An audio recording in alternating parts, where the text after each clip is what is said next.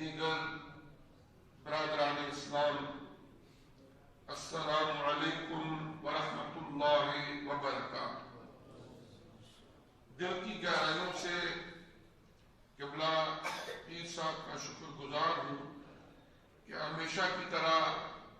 شفقت فرمائی، مجھے حکم دیا اور آج آپ سے ہم کلام ہونے کا جمعۃ المبارک کی بابرکت ساعتوں میں موقع نصیب ہوا۔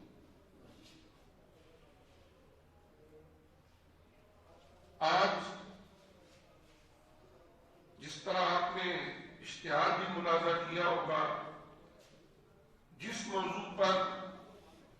اظہار خیال کرنا ہے وہ ہے حضرت سیدنا صدیق اکبر رضی اللہ تعالی عنہ،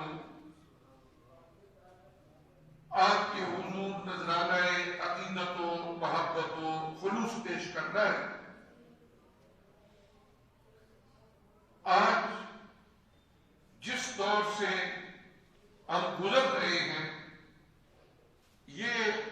امت مسلمہ کے لیے دور ابتلا ہے، آزمائش کا دور ہے۔ فکری، اخلاقی، سیاسی سطح پر امت مسلمہ انحطاط اور تنزل کا شکار ہے۔ کئی طرح کے داخلی خارجی فتنے سر اٹھا رہے ہیں۔ ان میں سے ایک فتنہ عظیمہ یہ ہے کہ حضور نبی کریم رؤوف الرحیم صلی اللہ علیہ وآلہ وسلم کے جلیل القدر صحابہ کرام اور آپ کے آل بیت اطہار رضوان اللہ تعالی علیہم اجمعین کی زبان قدسیہ کو اعتراض اور تنقید کا ہدف بنایا جاتا ہے۔ یہ وہ قدسیان فلک اور عظیم المرتبت ہستیاں ہیں جن کے ایمان و ایقان، خلوص و ایثار، ان کی عدالت و ثقافت پر قرآن پاک کی آیات گواہ ہیں، حضور علیہ السلام کی بے شمار احادیث مبارکہ ان کی عظمتوں پر شاہد عدل، اور قرآن و حدیث کے اولین مخاطب یہی وہ عظیم المرتبت ہستیاں تھیں، اور انہی شخصیات میں سے ایک عظیم المرتبت ہستی حضور علیہ السلام کے محبوب ترین صحابی، شمع رسالت کے پروانہ حضرت سیدنا صدیق اکبر رضی اللہ تعالی عنہ، حضرت سیدنا صدیق اکبر رضی اللہ تعالی عنہ، اللہ تبارک و تعالی نے انہیں حضور نبی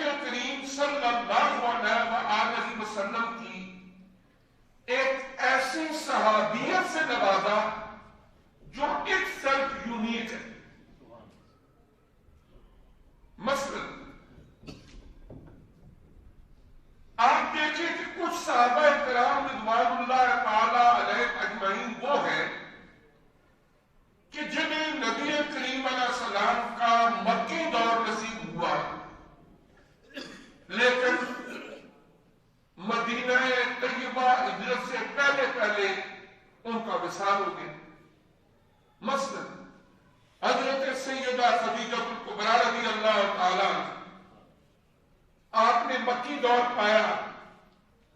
لیکن حضور علیہ الصلوۃ والسلام کی ہجرت سے پہلے ان کا وصال ہو چکا تھا۔ کچھ صحابہ کرام رضوان اللہ تعالی علیہم اجمعین وہ ہیں مدنی زندگی میں جا کے انہوں نے اسلام قبول کیا،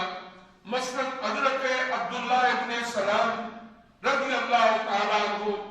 حضرت ابو ہریرہ رضی اللہ تعالیٰ عنہ، حضرت خالد بن ولید رضی اللہ تعالیٰ عنہ، حضرت اکرمہ، حضرت کعب بن زہیر، حضرت عدی بن حاتم، بے شمار جلیل القدر صحابہ کرام کی فہرست ہے جو فتح مکہ کے بعد دائرہ اسلام میں داخل ہوئے، کچھ نبی کریم علیہ السلام کی ہجرت کے بعد دائرہ اسلام کے اندر داخل ہوئے، اور کچھ صحابہ کرام رضوان اللہ تعالی علیہم اجمعین وہ ہیں کہ جنہیں نبی کریم علیہ السلام کے اعلان نبوت سے پہلے حضور علیہ السلام کی رفاقت نصیب نہیں تھی۔ جب آپ نے اعلان نبوت فرمایا تو مکی دور میں دائرہ اسلام میں داخل ہوئے، مثلا حضرت عمر فاروق رضی اللہ تعالیٰ ابھی بعثت کا 6واں سال تھا تو وہ دائرہ اسلام میں داخل ہوئے۔ پھر کچھ صحابہ کرام وہ ہیں کہ جنہیں دنیا کی زندگی میں نبی کریم علیہ السلام کی رفاقت نصیب رہی، لیکن بعد از وصال حضور علیہ السلام کے قرب میں روضہ اطہر میں ان کی قبور نہیں، مثلا حضرت عثمان غنی رضی اللہ تعالیٰ عنہ جنت البقیع کے اندر مدفون ہے، حضرت سیدنا علی شیر خدا رضی اللہ تعالیٰ عنہ آپ کا مرکز قرآنوار نجف اشرف میں، یعنی یہ صحابہ کرام رضوان اللہ تعالی علیہم اجمعین ان کی وہ اولو العزم ہستیاں ہیں کہ جنہیں نبی کریم علیہ السلام کی معیت رفاقت آپ کی ذات سے عشق کا ایک تعلق اور نکاح نصیب ہوا، اور اس صحابیت کی وجہ سے اللہ نے انہیں اعلیٰ درجے عطا فرمائے، جس طرح قرآن فرماتا ہے تِلْكَ الرُّسُلُ فَضَّلْنَا بَعْضَهُمْ عَلَىٰ بَعْضٍ کہ یہ انبیاء کرام کی جو ہستیاں ہیں اللہ نے انہیں بعض میں سے بعض کو عظمت عطا فرمائی، فضیلت عطا فرمائی۔ اسی طرح صحابہ کرام رضوان اللہ تعالی علیہم اجمعین ان میں سے بھی بعض کو بعض پر فضیلت حاصل ہے۔ مثلا میں ایک مثال دیتا ہوں کہ سنن ابو داؤد شریف کی حدیث مبارکہ ہے کہ ایک شخص حضور علیہ السلام کی بارگاہ میں حاضر ہوئے، اسلام قبول کیا، آپ کی صحبت سے مشرف ہوئے، اس کے بعد ان کا انتقال ہو گیا۔ حضور علیہ السلام نے ارشاد فرمایا کتاب الجہاد، اس میں یہ حدیث مبارکہ ہے اس لیے کہ جہاد کو ہوا، جہاد پر تشریف لے گئے اور وہاں پر ان کی شہادت ہوگی، زندگی میں کوئی نماز نہیں پڑھی، نہ وضو طہارت کے مسائل سیکھے، نہ حج کیے، نہ زکاتیں دی، نہ اسلامی شریعت پر عمل کا انہیں موقع ملا۔ اتنی بات تھی کہ رخ مصطفیٰ علیہ السلام کی زیارت کی، اس کے بعد جہاد کا حکم ہوا، جہاد میں چلے گئے، وہاں پر شہید ہو گئے۔ ابو داؤد شریف کی اس حدیث مبارکہ میں حضور علیہ السلام نے فرمایا فَمَاتَ فَدَخَلَ الْجَنَّةَ وَمَا صَلَّى لِلَّهِ صَلَاةً کہ انہوں نے کوئی نماز نہیں پڑھی تھی لیکن وہ شہید ہو گئے، اللہ تعالیٰ نے انہیں جنت میں اعلیٰ درجے عطا فرمایا۔ اور بحیثیت اہل سنت والجماعت ہمارا عقیدہ ہے کہ کوئی بھی حضور علیہ السلام کے ادنا صحابی ہیں، اللہ نے انہیں جو صحابیت کا درجہ دیا، دور صحابیت کے بعد جتنے لوگ نیکی کے کام کرتے ہیں، شب بیداریاں کرتے ہیں، ذکر اذکار کرتے ہیں، سارے غوث قطب ابدال ان سب کی نیکیاں اکٹھی کر لیں، ان کا بڑھتے چلے جائیں، جہاں پہ جا کے اس کی انتہا ہوگی وہاں سے مقام صحابیت کی ابتدا ہوگی۔ اب یہ ایک سال، اور جس طرح میں نے عرض کیا کہ صحابہ کرام کے درجات ہیں، کچھ مکی دور کے صحابہ جنہیں مہاجرین کہا جاتا ہے وہ ہجرت کر کے حضور علیہ السلام کے ساتھ گئے، کچھ انصار ہیں جو وہاں پر ہوسٹ کمیونٹی تھی، حضور علیہ السلام جب ہجرت کر کے آئے انہوں نے انہیں ویلکم کی کہا اور خدمت کی، مدد کی ان کی ریہیبلیٹیشن کے لیے۔ کچھ وہ صحابہ کرام ہیں کہ جنہیں تھوڑا وقت ملا، کچھ کو زیادہ ملا، کچھ وہ ہیں کہ دنیا سے پردہ فرمانے کے بعد بھی انہیں کوئی دوری نصیب ہوئی، کچھ کو نزدیکی نصیب ہوئی۔ واحد وہ شخصیت ہے حضرت ابوبکر صدیق رضی اللہ تعالیٰ عنہ کہ اگر حضور علیہ السلام کی ساری مبارک زندگی کا جائزہ لے لیں، ہر مرحلے پر اگر رفاقت نصیب ہے تو وہ صدیق اکبر رضی اللہ عنہ حضور علیہ۔ بلکہ میں عرض کروں گا، ایک تو یہ ہے کہ اعلان نبوت سے پہلے بھی وہ حضور علیہ السلام کے رفیق تھے، دوستی تھی۔ جب حضور علیہ السلام نے ملک شام کی طرف سفر کیا تو اس وقت بھی آپ کے ساتھ تھے۔ اعلان نبوت فرمایا تو سب سے پہلے دائرہ اسلام میں داخل ہونے والے مردوں میں ہجرت کی، تو ہجرت میں رفیق سفر ہے اور یار غار ہے۔ جب مدینہ طیبہ پہنچتے ہیں تو وہاں پر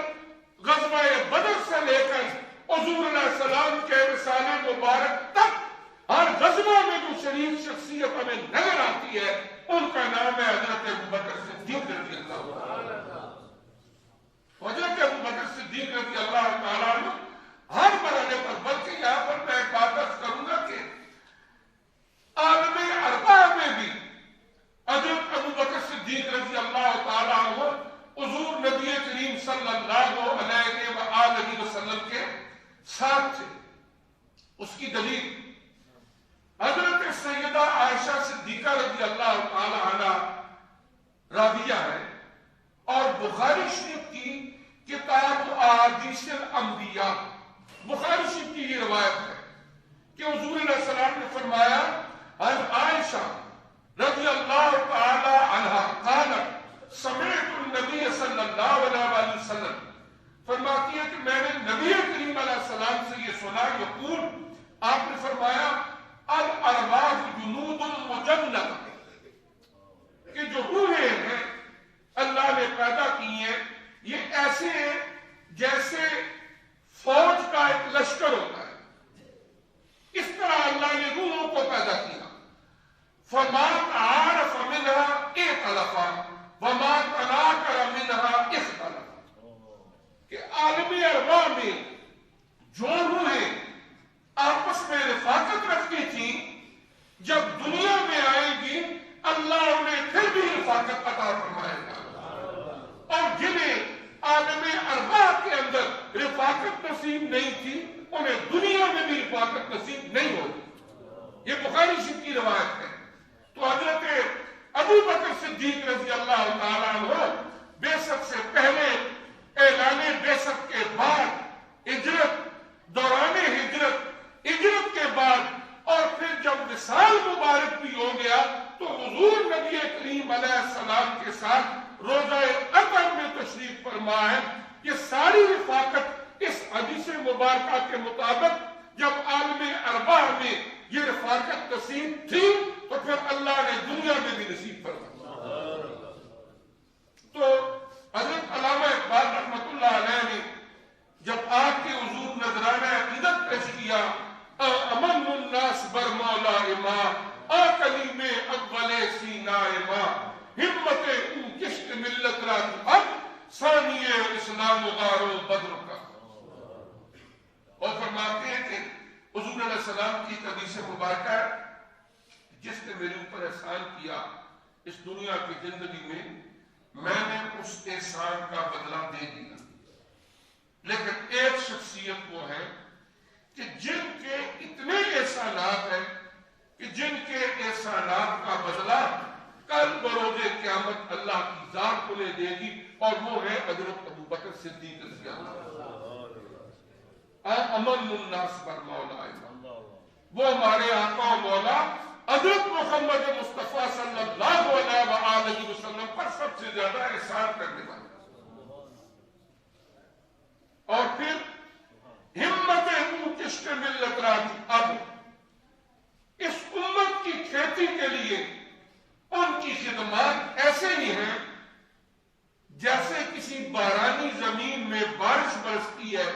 وہاں پر سبزہ اگتا ہے، کھیتوں کے اندر اناج اگتا ہے، سرسبزی و شادابی آتی ہے، تو فرماتے ہیں اسی طرح حضرت ابو بکر صدیق رضی اللہ تعالیٰ عنہ کے جو احسانات ہیں اس امت کے اوپر وہ ہے کہ جیسے ایک بارانی کھیت کے لیے بارش ہوتی ہے، ثانی اسلام غار و بدر و قبر،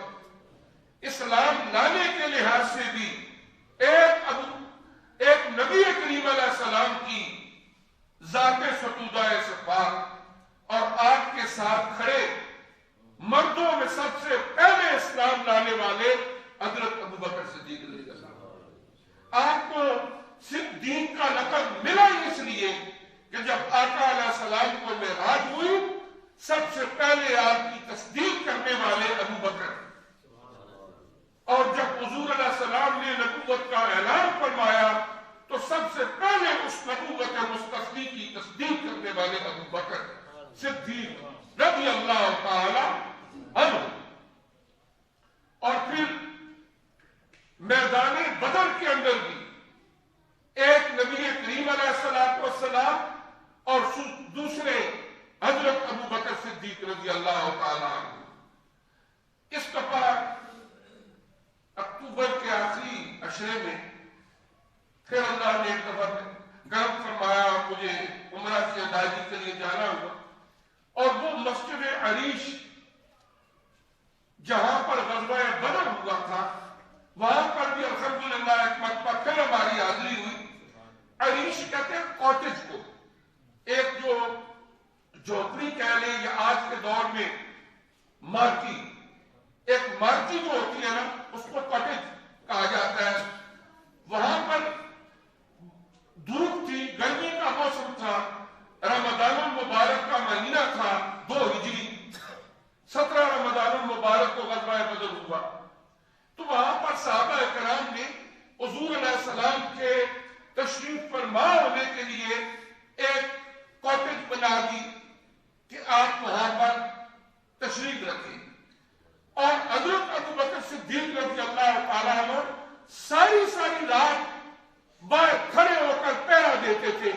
کہ میرے پیارے آقا محمد رسول اللہ صلی اللہ علیہ وسلم کو کوئی تکلیف نہ پہنچائے۔ اور پھر ایک دن جب حضور علیہ السلام نے دیکھا کہ سامنے 1000 سے زیادہ افراد ہیں، ان کے پاس ہر طرح کی سہولتیں ہیں، اور تھے ان کے پاس 2 گھوڑے، 6 زرے، 8 شمشیریں، بدلنے آئے تھے یہ لوگ دنیا بھر کی تقدیریں۔ حضور علیہ السلام نے اسی عریش کے مقام پر جہاں اب مسجد عریش بنی ہوئی ہے آپ کھڑے ہوئے، اللہ کی بارگاہ میں دعا کی، اور جو دعا کے الفاظ ہیں وہ یہ کہ اللہ پاک میرے پاس جو اسلام تھا میں وہ لے کے تیری بارگاہ میں حاضر ہو گیا ہوں، وہ تمام جان نثار ان کو لے کے میں میدان عمل میں، میدان کارزار میں آ گیا ہوں، اگر آج تو نے انہیں فتح و نصرت عطا نہ فرمائی تو قیامت تک اس دھرتی پر تیرا نام لینے والا کوئی نہیں ہے۔ اللہ نے اس آقا علیہ السلام کی دعا کو شرف قبول عطا کیا، اور فرمایا سورہ الانفال قرآن کے دیگر مقامات پر موجود ہے، اللہ نے اپنے فرشتوں کو حکم دے دیا جاؤ اور اہل ایمان کے ساتھ مل کے کفار کے ساتھ لڑو۔ تو کسی نے کہا تھا نا فضائے بدر پیدا کر فرشتے تیری نصرت کو اتر سکتے ہیں گردوں سے قطار اندر قطار۔ تو جب نبی کریم علیہ السلام ہاتھ اٹھا کے اللہ کی بارگاہ میں یہ التجا کر رہے تھے تو آپ کے دائیں کندھے کے ساتھ جو شخصیت کھڑی تھی ان کا نام ہے حضرت ابوبکر صدیق رضی اللہ عنہ۔ پھر غار ثور کا مشہور واقعہ بارہ آپ نے سنا، حضور علیہ السلام نے سفر ہجرت میں اپنے لیے جنہیں رفیق منتخب کیا سفر کے لیے وہ حضرت ابوبکر صدیق رضی اللہ تعالیٰ نے 3 دن 3 راتیں اس غار ثور میں حضور صلی اللہ علیہ وسلم اور کے ساتھ حضرت ابوبکر صدیق رضی اللہ تعالیٰ نے گزاری۔ اور حضرت عمر فاروق رضی اللہ تعالیٰ فرمایا کرتے تھے کہ اگر میری زندگی کی ساری نیکیاں لے لو، غار ثور والی ایک نیکی مجھے دے دو، میں سمجھوں گا کہ سودا گھٹے گا نہیں، کہ نبی کریم علیہ السلام کا رخ اطہر ہے۔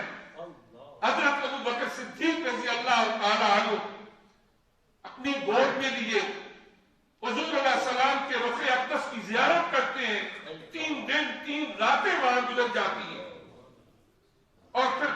ثانی اسنین اذ ہما فی الغار اذ یقول لصاحبہ لا تحزن ان اللہ معنا۔ آقا علیہ السلام کو فرمایا کہ سورہ توبہ ثانی اسنین اذ ہما فی الغار، وہ 2 میں سے دوسرے جب اپنے صحابی کو یہ فرما رہے ہیں لا تحزن ان اللہ معنا، مت خوف کیجئے اللہ ہمارے ساتھ ہے۔ اور جمہور مفسرین کرام نے اس آیہ کریمہ کی تفسیر میں یہ فرمایا ہے کہ جس طرح قرآن میں صرف ایک صحابی کا نام ہے حضرت زید رضی اللہ تعالیٰ، پورے قرآن میں صرف ایک عورت کا نام ہے حضرت سیدہ مریم علیہ السلام، اور پورے قرآن پاک میں کسی ایک شخصیت کی صحابیت کو قرآن کی نص قطعی سے ثابت کیا جا سکتا ہے جن کو فرمایا گیا اذ یقول لصاحبہ، اور وہ ہے حضرت ابوبکر صدیق رضی اللہ عنہ۔ اور اس آیت کی تفسیر میں مفسرین نے فرمایا اگر کوئی بندہ حضرت ابوبکر صدیق رضی اللہ تعالیٰ عنہ کی صحابیت کا منکر ہو تو قرآن کی اس آیت کا منکر ہوگا اور دائرہ اسلام سے خارج ہوگا۔ تو حضرت ابوبکر صدیق رضی اللہ تعالیٰ عنہ حضور علیہ السلام کے وہ رفیق ہیں، وہ ساتھی ہیں جنہوں نے زندگی بھر جب ایک دفعہ پیمانے وفا باندھا تو نبی کریم صلی اللہ علیہ وآلہ وسلم کے ساتھ آخری لمحے تک اسے نبھایا۔ اور علامہ اقبال رحمۃ اللہ آخری بات کی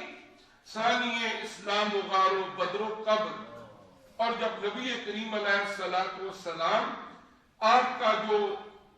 مزار پر انوار ہے، قبر انور ہے، جس کے بارے میں ہمارا عقیدہ ہے البقعۃ التی دفن فیہا رسول اللہ صلی اللہ علیہ وسلم افضل من الکعبۃ واللوح والکرسی والعرش المعلی، زمین کا وہ ٹکڑا جو آقا علیہ السلام کے وجود اطہر کو مس کر رہا ہے وہ کعبہ شریف، لوح محفوظ، عرش اور کرسی سے بھی افضل ہے۔ اس زمین کا ایک حصہ آقا علیہ السلام کے وجود کو مس کر رہا ہے، دوسرا ابوبکر صدیق رضی اللہ تعالیٰ عنہ کو جسد اطہر کو مس کر رہا ہے۔ حضرت محمد بن انفیہ جو حضرت علی شیر خدا رضی اللہ تعالیٰ عنہ کے فرزند ارجمند، یہ سنن ابو داؤد شریف میں اور بخاری شریف میں کتاب فضائل اصحاب النبی یہ حدیث مبارکہ موجود ہے۔ وہ فرماتے ہیں ان محمد بن الحنفیہ قال قلت لابی، وہ کہتے ہیں کہ میں نے اپنے والد گرامی حضرت علی شیر خدا رضی اللہ تعالیٰ عنہ سے ایک سوال کیا، ابو داؤد شریف اور بخاری شریف کی حدیث۔ سوال کیا تھا ای الناس خیر بعد رسول اللہ صلی اللہ علیہ وسلم، کہ حضور علیہ السلام کے بعد سب سے افضل لوگ کون ہیں؟ تو حضرت علی شیر خدا رضی اللہ عنہ قال ابو بکر، کہ آقا علیہ السلام کے بعد سب سے افضل شخصیت کون ہے؟ حضرت ابو بکر صدیق رضی اللہ عنہ۔ قلت ثم من، وہ فرماتے ہیں کہ میں نے دوبارہ سوال کیا کہ آپ کے بعد یعنی حضرت ابو بکر صدیق رضی اللہ تعالیٰ عنہ کے بعد پھر کون سب سے افضل ہے؟ قال ثم عمر، ان کے بعد افضل شخصیت حضرت عمر فاروق رضی اللہ تعالی عنہ۔ اسی طرح حضرت عبداللہ ابن سلمہ وہ فرماتے ہیں، سنن ابن ماجہ شریف کی حدیث مبارک ہے، قال سمعت علی، وہ کہتے ہیں میں نے حضرت علی شیر خدا رضی اللہ تعالی عنہ کو یہ کہتے ہوئے سنا ہے، یقول، وہ فرمایا کرتے تھے، خیر الناس بعد رسول اللہ ابو بکر، کہ حضور علیہ السلام کے بعد اگر سب سے افضل شخصیت ہے تو وہ ابو بکر صدیق رضی اللہ تعالی عنہ کی شخصیت ہے۔ اس طرح حضرت ابو بکر صدیق رضی اللہ تعالی عنہ حضور علیہ السلام کے وہ جلیل القدر صحابی ہیں کہ جتنے بھی سلاسل طریقت ہیں، بڑے بڑے 4 سلسلے ہیں، ان میں سلسلہ قادریہ، چشتیہ، سہروردیہ، یہ حضرت علی شیر خدا رضی اللہ تعالیٰ عنہ کی وساطت سے آقا علیہ السلام تک پہنچتے ہیں، اور سلسلہ نقشبندیہ یہ حضرت ابو بکر صدیق رضی اللہ تعالیٰ عنہ کی وساطت سے نبی کریم علیہ السلام تک پہنچتا ہے۔ اللہ پاک ہمیں ان عظیم المرتبت ہستیوں کے نقش قدم پر چلنے کی توفیق دے۔ وآخر دعوانا